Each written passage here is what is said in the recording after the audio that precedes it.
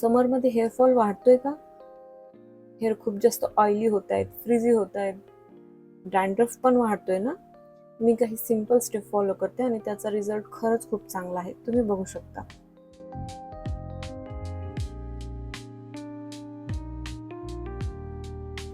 High everyone, welcome back to my channel. Summer आला की माझे हेअर खूपच जास्त अनकंट्रोलेबल होतात. स्कॅल्प ऑइली होते, हेअर फ्रीझी होतात आणि हेअर फॉल सुद्धा वाढायला लागतो.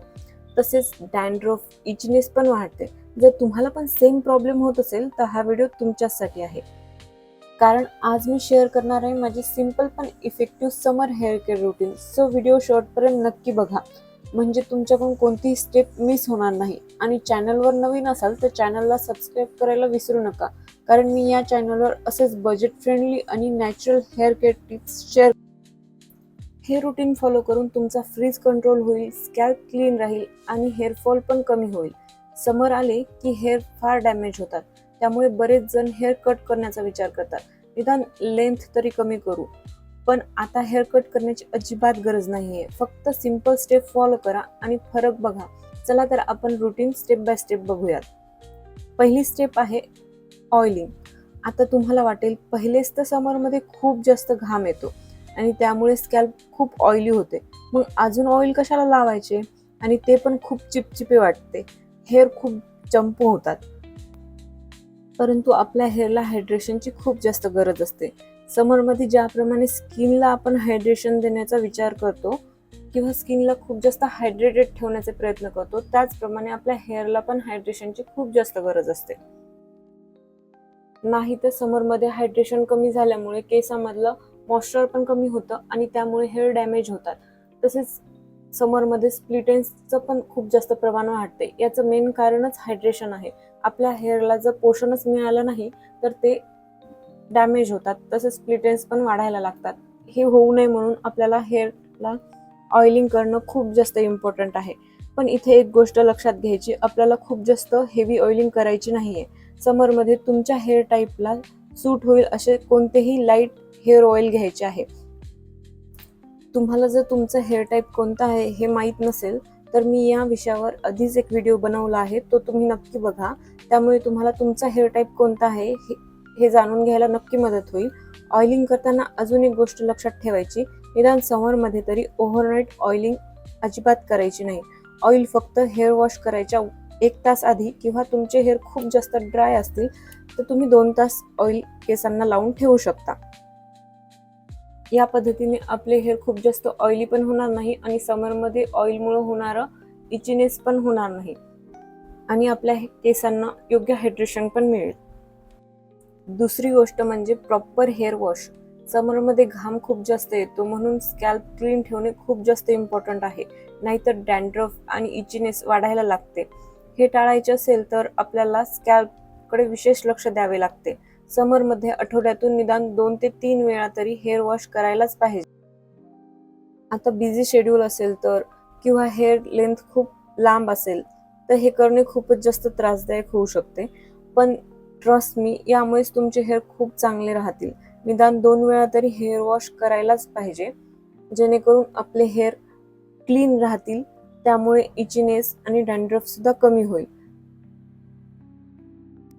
परंतु इथे एक गोष्ट लक्षात घ्यायची, आपल्याला कोणताही हार्श शॅम्पू अजिबात वापरायचा नाहीये, नाहीतर फायदे कमी आणि नुकसान जास्त होईल.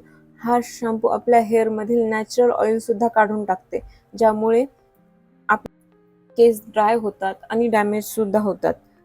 त्यासाठी हार्श शॅम्पू वापरणे टाळायचे. तसेच शॅम्पू कधी पण डायरेक्ट स्कॅल्पवर लावायचा नाही. तो आधी थोड्याशा पाण्यात मिक्स करून घ्यायचा आणि नंतरच आपल्या स्कॅल्पवर लावायचा, जेणेकरून एक्स्ट्रा प्रोडक्ट वापरले जाणार नाही, तसेच आपल्या स्कॅल्पमध्ये ते चिटकून सुद्धा राहणार नाही. तिसरी स्टेप म्हणजे हेअर सिरम.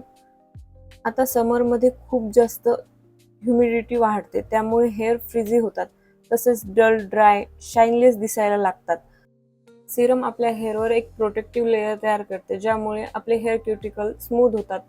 स्मूथ झाल्यामुळे आपल्या हेअरमध्ये शाईन सुद्धा वाढते, फ्रीज कंट्रोल सुद्धा होतो आणि ते मॅनेजेबल सुद्धा होतात. समरमध्ये खूप जास्त प्रमाणात डस्ट असते, पण आपल्या हेअरवर प्रोटेक्टिव्ह लेयर असल्यामुळे या डस्टपासून पण आपल्या हेअरचं प्रोटेक्शन होते. तसेच सिरम आपल्या तसंच हेअर टँगल होणं कमी होते, रफनेस पण कमी होतो, कोंब करताना इझी होतं, ब्रेकेज कमी होतं. हीटमुळे हेअर ड्राय होतात, परंतु सिरम मॉइश्चर लॉक करते आणि हेअर सॉफ्ट ठेवते. पण सिरम फक्त लेंथवर लावायचे, रूटवर कधी पण सिरम लावायचं नाही, नाहीतर हेअर खूप जास्त ऑइली होतील आणि हेअर फॉल सुद्धा वाढायला लागेल. चौथी स्टेप म्हणजे कूलिंग हेअर मास्क. आठवड्यातून निदान एकदा तरी हेअर मास्क यूज करणे खूप जास्त गरजेचे आहे, ज्यामध्ये ॲलोवेरा हेअर मास्क किंवा hibiscus plus curd hair mask तसेच curd plus honey hair mask पण आपण वापरू शकतो. यामुळे आपल्या हे सर्व मास्क होममेड असल्यामुळे कोणत्याही केमिकलचा तो प्रश्नच येत नाही, प्लस बजेट फ्रेंडली सुद्धा आहेत. या मास्कमुळे स्कॅल्पला थंडावा मिळतो आणि हीट आणि इचनेस पण कमी होते, तसेच हेअर सॉफ्ट आणि शायनी होण्यास सुद्धा मदत होते. या मास्कबद्दल डिटेलमध्ये माहिती हवी असेल तर कमेंट करा. मी नेक्स्ट व्हिडिओ या मास्क कसे बनवायचे, कसे यूज करायचे आणि या मास्कचे बेनिफिट काय काय आहेत याच्यावर डिटेल व्हिडिओ बनवेल. अजून एक महत्त्वाची गोष्ट म्हणजे बाहेर जाताना सन प्रोटेक्शन खूप जास्त इम्पॉर्टंट आहे. स्कार्फ किंवा दुपट्ट्याने आपले हेअर कव्हर करायचे, ज्याच्यामुळे सनमुळे होणारं डॅमेज आपल्याला थांबवता येईल. तसेच समरमध्ये हीट स्टायलिंग सुद्धा अवॉइड करायची आणि जास्तीत जास्त पाणी पिण्याचा प्रयत्न करायचा, जेणेकरून हायड्रेशन राहील. तसेच हेल्दी डाएट घ्यायचे व डाएटमध्ये वॉटर बेस्ड फ्रूट्स घेण्याचा प्रयत्न करायचा, ज्यामुळे आपल्या शरीरात पाण्याची कमतरता भासणार नाही, परिणामी आपले हेअर सुद्धा चांगले राहतील.